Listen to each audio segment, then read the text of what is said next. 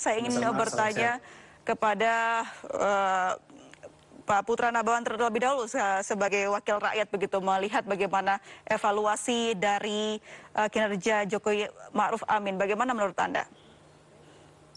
Terutama di bidang pendidikan, kami dari Komisi 10 DPR RI tentunya kita mengalami apa yang dialami oleh seluruh dunia, yakni pandemi COVID-19 mulai akhir Maret 2020.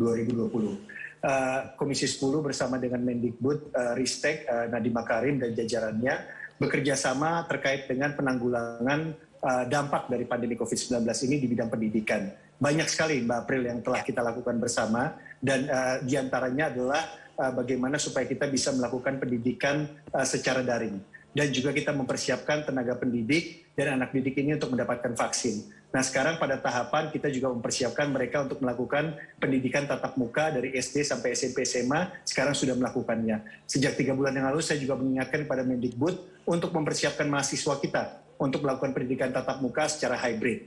Nah hal-hal seperti ini juga kita lakukan, termasuk memberikan subsidi subsidi pulsa, memperjuangkan subsidi pulsa dan juga bantuan alat-alat komputer dan alat-alat teknologi yang lainnya kepada sekolah-sekolah, kepada kampus-kampus, dan juga memperjuangkan agar mereka bisa mendapatkan pulsa gratis, bantuan kepada sekolah-sekolah, termasuk relaksasi dana BOS. Karena dana BOS itu sangat rigid sekali, dan di masa pandemi ini banyak sekali kebutuhan yang diperlukan oleh sekolah, anak didik, dan orang tua, sehingga perlu relaksasi. Jadi banyak sekali yang sudah kita lakukan bersama sejak pandemi di awal Maret 2020 sampai sekarang, sehingga menurut saya apa yang dilakukan pemerintahan Pak Jokowi di bidang pendidikan itu sudah optimal dan sudah maksimal. Saya bisa kontraskan dan bandingkan dengan dapil saya, serapan program pendidikan di DKI Jakarta di tahun 2020 yang mungkin serapannya nggak sampai 50%. Sementara serapan dari program pendidikan itu optimal sekali. Termasuk juga bagaimana kita menelurkan pendidikan menggunakan televisi waktu itu.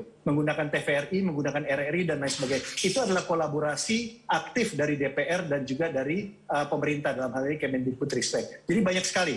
Termasuk memberikan bantuan juga membantuan kepada fakultas-fakultas kesehatan ya, yang punya rumah sakit dan lain-lain.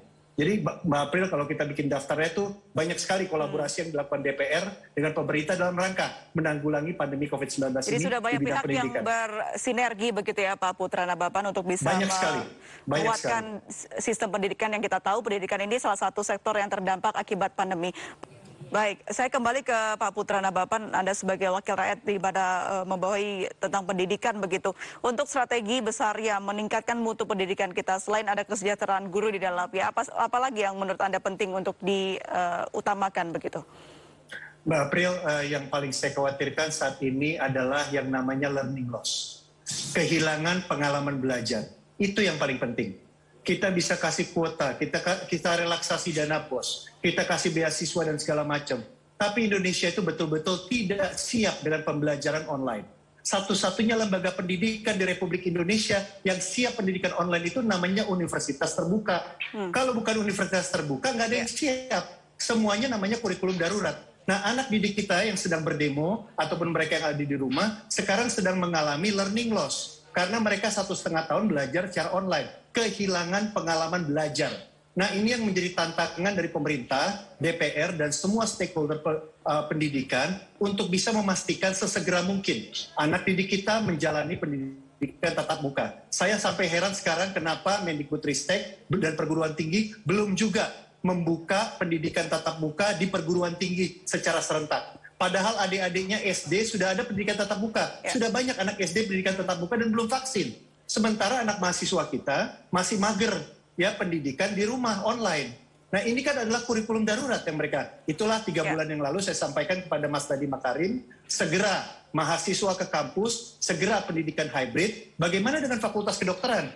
Masa semester 1, 2, 3 online terus? Padahal fakultas kedokteran kan mereka harus ada di kampus. Mereka harus praktek dan lain sebagainya. Bagaimana dengan fakultas vokasi, pendidikan vokasi dan lain sebagainya? Nah, ini yang menjadi kekhawatiran saya. Makanya kemana-mana saya sampaikan di kalangan kampus, kita harus jaga protokol kesehatan, kita punya SKB 4 Menteri yang memberikan kewenangan kepada pemerintah daerah dan kalangan kampus untuk menyelenggarakan pendidikan secara protokol kesehatan. Nah, ini yang harus segera kita lakukan. Jangan kelamaan. Karena biar bagaimanapun mereka-mereka ini yang nanti akan menjadi tumpuan kita semuanya. Jangan sampai nanti ada pemakluman. Oh, masa ini jeblok karena banyak generasi online.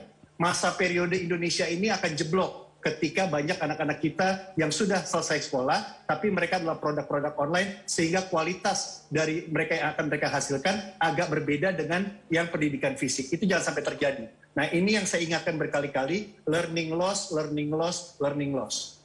Baik, Pak Putra, selain itu kan ada juga kesejahteraan guru yang saat ini sedang concern untuk diperhatikan. Ada catatan untuk itu?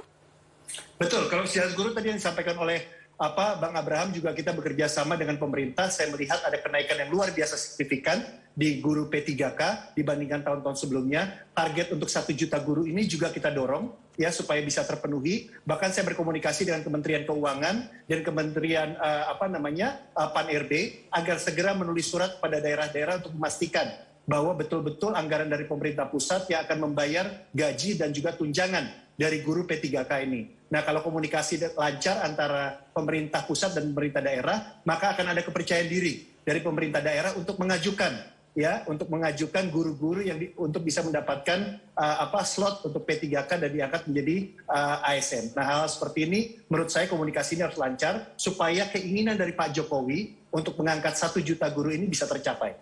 Baik, Pak Putra, terakhir terkait adanya perubahan begitu sistem pengajaran selama pandemi. Perlukah ada revolusi kurikulum untuk bisa menguatkan pendidikan di Indonesia agar seluruh siswa bisa mendapatkan pendidikan yang rata dan sama? Iya, betul sekali. Kurikulum darurat ini sudah tidak boleh diberlakukan lagi. Kita harus bisa membuat kurikulum yang memang akan dilaksanakan secara hybrid. Dan ini tidak mudah.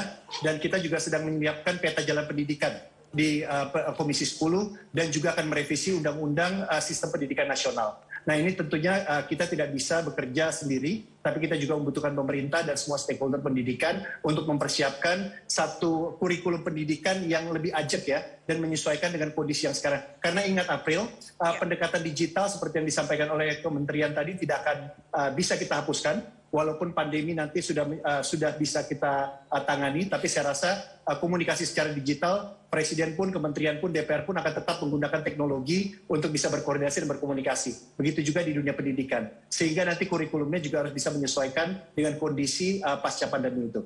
Baik, kita harapkan semua informasi atau input dari Pak Putra Nababan tadi bisa dirangkum begitu ya, dan juga bisa direalisasikan oleh Kementerian Pendidikan agar seluruh siswa di Indonesia dapat mempunyai pendidikan yang sama dan rata. Terima kasih banyak Pak Putra Nababan, anggota Komisi 10 DPR RI sudah bergabung bersama kami di MNC News. Selamat sore.